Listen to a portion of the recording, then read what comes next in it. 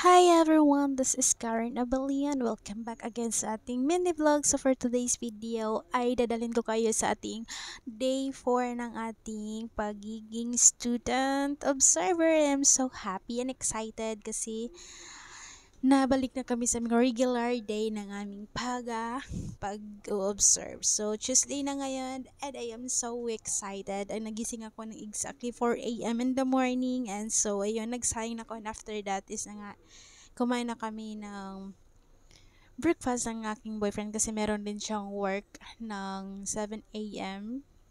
Pero kailangan niyang pumunta doon before 7 a.m. and kailangan niyang gumising with me para meron ang tawag doon, para hindi siya malate sa kaniyang work. And then, after nung aming pag-talking-talking dyan, tapos sa kaming naligo, tapos sa kaming magbihis lahat-lahat, and then, pumunta na agad kami sa aming paroroonan. So, siya is doon sa IT Park. Tapos ako doon sa Muhon National High School. I'm so excited for today. Kasi alam niyo ba yon, naka-excite pa lang magiging teacher. Kasi new day, new life. So, alam niyo ba yon, new day, new learning, new lesson. Alam niyo, yung mga ganon. So, habang tayo ay tumatanda is marami tayong natutunan sa ating pamumuhay-buhay. So, ayan.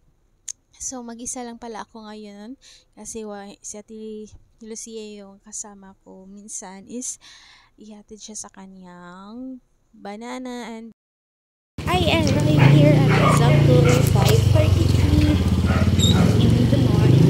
I am so happy. I'm so excited. Second period for today.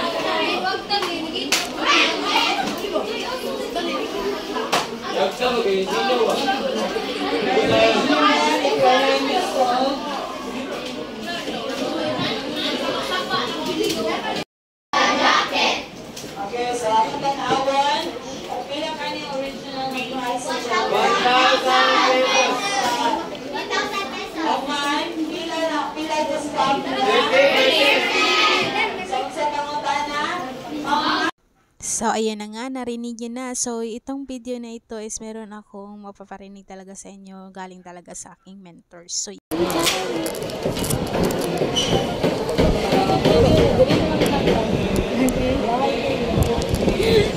kawanon ra ba? The rains.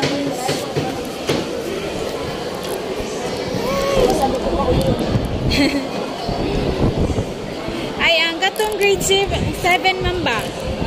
Lain-lain din silang topic? Ha? Lain-lain silang topic? Dili.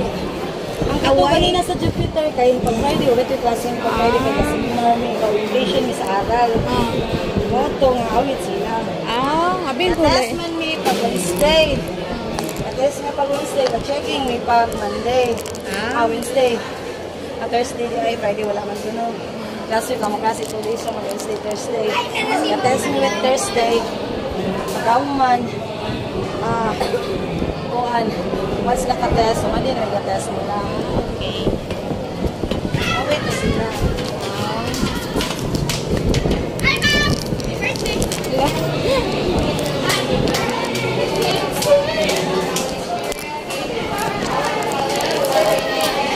So, ayan, narinig yun na. So, malaki talagang epekto yung mga holidays, yung mga walang klase doon sa teachers, sa both students and the teachers. Kasi, yung sa students is mali-left behind sila ng mga, siguro, ng isang isang learning session. Tapos yung teacher naman is kailangan nilang i-cope up yun para sila doon sa nag-advance na. So, ibig kong sabihin is, for example, is yung isang section is nag-polygon pa, tapos yung ibang section is nandun na sila sa mga rate, base, and percentage. So, kailangan nilang kailangan nilang apason yung ganon.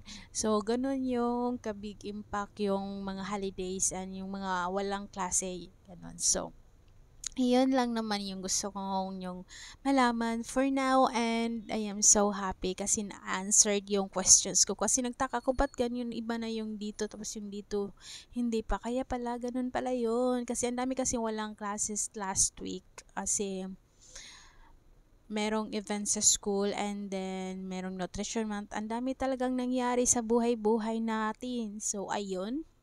Yun yung isa sa mga factors kung bakit kailangan ng teachers na ano talaga yung learning ng mga students, and then hindi naman pwedeng iwan na lang yung previous topic na hindi naintindihan ng mga bata. So yun.